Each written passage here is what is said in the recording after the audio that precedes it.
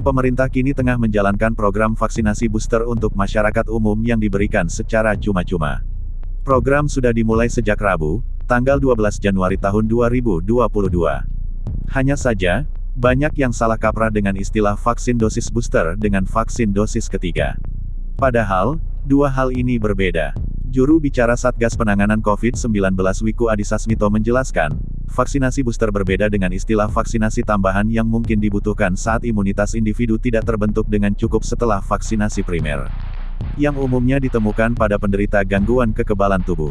Di luar dari beberapa manfaat vaksin booster dalam konteks kesehatan, vaksin booster secara tidak langsung dapat menjadi modal untuk penguatan pemulihan ekonomi, ungkap Wiku dalam keterangan pers di Istana Kepresidenan Jakarta.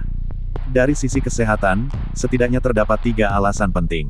Pertama, adanya kecenderungan penurunan jumlah antibodi sejak 6 bulan pasca vaksinasi, terutama di tengah kemunculan varian-varian COVID-19 baru termasuk varian Omikron. Kedua, sebagai bentuk usaha adaptasi masyarakat hidup di masa pandemi COVID-19 demi kesehatan jangka panjang. Dan ketiga, memenuhi hak setiap orang Indonesia untuk mengakses vaksin demi perlindungan diri dan komunitas.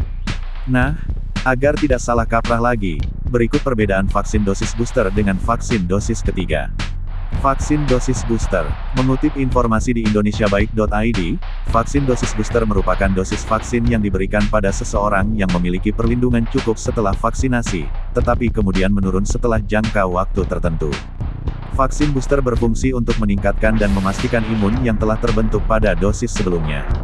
Rekomendasi individu yang perlu menerima vaksin booster adalah tenaga kesehatan, orang tua 65 tahun ke atas, orang tua dan dewasa dengan penyakit penyerta, dan pekerja publik yang berisiko tinggi terpapar COVID-19.